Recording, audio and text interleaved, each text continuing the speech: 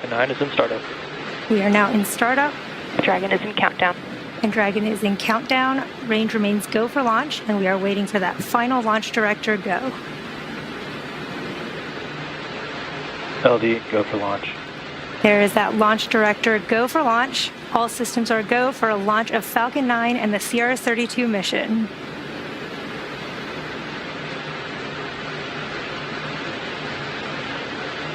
T-minus 30 seconds.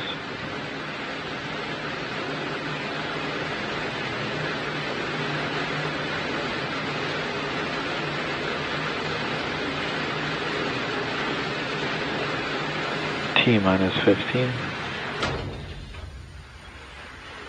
T-minus 10, 9, 8, 7, 6, 5, 4, 3, 2, 1.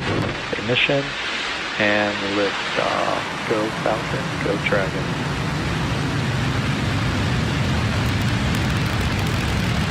And liftoff. NASA's SpaceX 30-second commercial resupply services mission is on its way to the International Space Station, carrying over 3 tons of science and supplies to Expedition 73 as it begins its pitch downrange.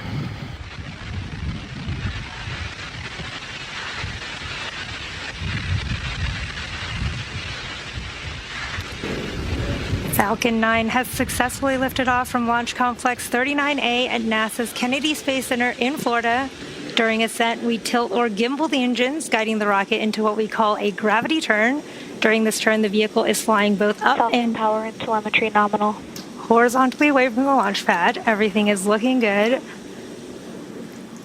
In just a few moments here, you'll hear the call out for max Falcon Q. is supersonic. Falcon is now faster than the speed of sound. And max Q is the period of maximum aerodynamic pressure that the vehicle will see in ascent. Max Q. There is that call out for max Q. And coming up shortly, we will have a few events in quick succession, starting with MECO, or main engine cutoff, followed by stage separation, MVAC chill. second engine start 1, and the boost back burn. You heard that call out for MVAC chill as it prepares for second engine startup. Now, main engine cutoff, or MECO, is the point in flight where we shut down the 9 Merlin 1D engines on the first stage. Shortly after that, stage 1 and 2 will separate from each other, with the first stage booster beginning its trip back to Earth. Second engine start 1, or SES-1, is when we ignite that single Merlin vacuum engine on the second stage. The boost back burn will then start up on the first stage, which is one of the 3 burns required for the vehicle to make its way back to today's landing zone. This burn assists the vehicle to reorient itself back towards land. And in just under 10 seconds here, we should have main engine cutoff, and you'll see those 9 Merlin 1D engines on the first stage shut down. Main engine cutoff. Stage separation confirmed.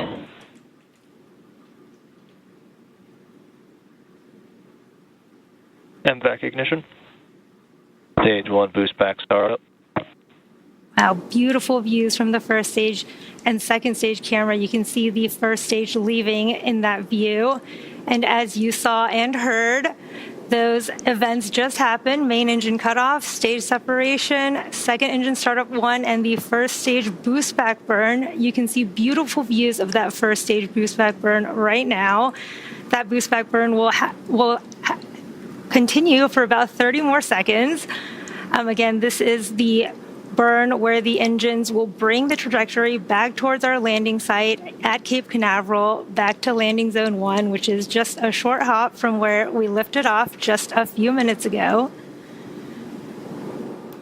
And we have just under 10 seconds of that boost back burn of the first stage.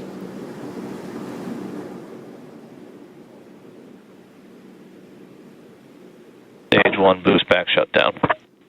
There is the shutdown of that first stage boost back burn.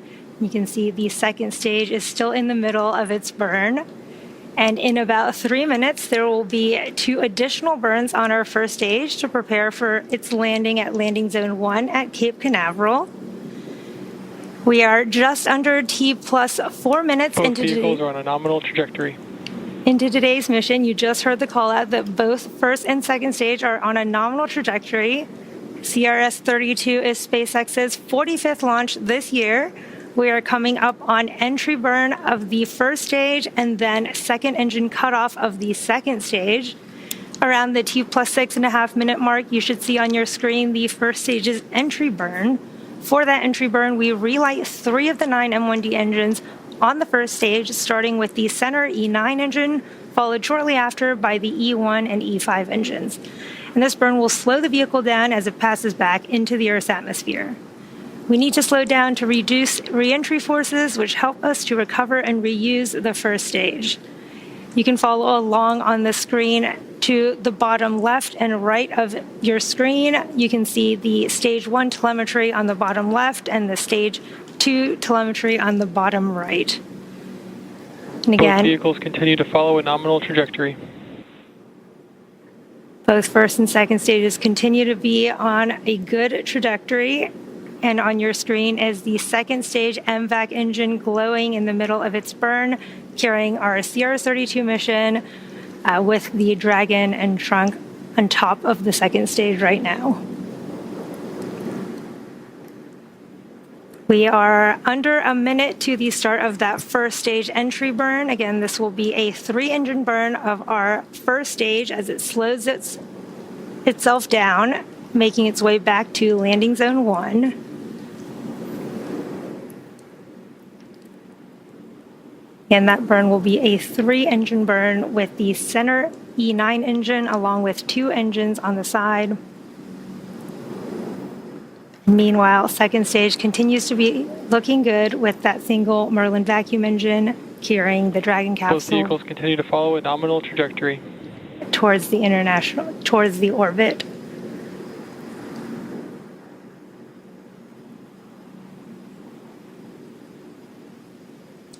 Just a few seconds away from the start of that first stage entry burn. Stage 1 entry burn startup.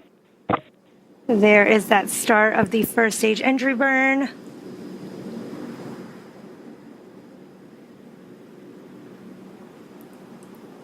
Stage 1 entry burn shutdown. And there, Stage 1 FTS has saved. There is the shutdown of the entry burn and the call out that the flight termination system has saved. Now, this first stage that's supporting today's mission has just performed its entry burn for the 3rd time. Falcon 9 is the world's first orbital class reusable rocket, and this is important because reusability allows SpaceX both vehicles following a nominal trajectory to refly the most expensive parts of the rocket, which in turn drives down the cost of access to space. Now, coming up, we'll have the landing burn on the first stage, Stage 1 transonic. Quickly by the shutdown of our MVAC engine on the second stage. You can see the lights of the Florida coast in that view on your left.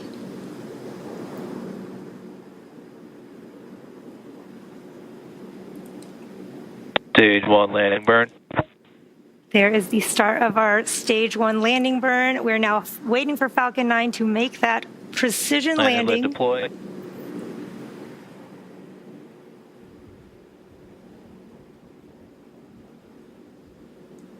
Stage 1 landing confirmed. What a beautiful view of that stage 1 landing. And there you have it. That landing marks SpaceX's 434th recovery of an orbital class rocket, including first stage landings for Falcon 9 and Heavy. We are now looking at Stage 2. Stage 2 is in terminal guidance, which is carrying our CRS-32 mission, and it is in the middle of its burn with the second engine cut off in just a few moments here. Stage 2 FTS has saved.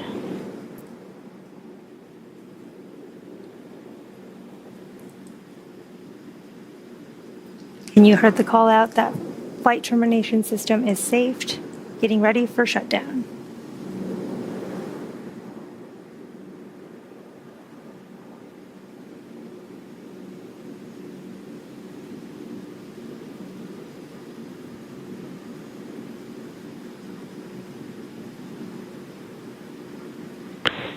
nominal park orbit insertion.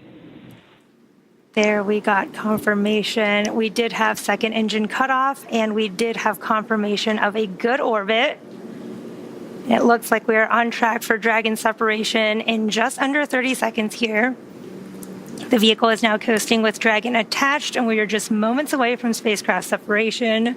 We're seeing a great view from the second stage as it cools down and prepares to separate Dragon so that it may begin its journey to the International Space Station. And we just got reports that the nose cone is beginning to deploy.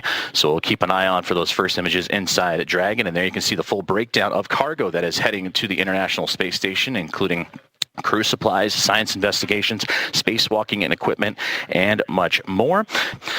And we continue to follow along inside the International Space Station Flight Control Room as we await the nose cone deploy of the 32nd Commercial Resupply Services mission. We mentioned earlier that Dragon will perform 5 key burns using its Draco thrusters to steadily close in on the International Space Station before beginning its final approach. Well, that first burn, the first major burn, is the phase burn, which happens at the highest point or apogee of Dragon's very first orbit as it's well on its way. It raises the lowest port or the orbit or the perigee, helping Dragon get closer to the space station's path. Burn number 2 is the boost burn, which is based on what our orbital data will tell us. The raise Dragon's orbit until it reaches an altitude just 10 kilometers lower than the space station. And then the third burn is the close co-elliptic burn, which adjusts Dragon's orbit so it stays about 10 kilometers below the station the whole way around the Earth. The fourth burn, the transfer burn maneuver, which raises Dragon's highest orbital point to just 2.5 kilometers below the station. And then we mentioned earlier the final co-elliptic burn that'll keep Dragon in a stable orbit 2.5 kilometers beneath the station as it lines up for approach.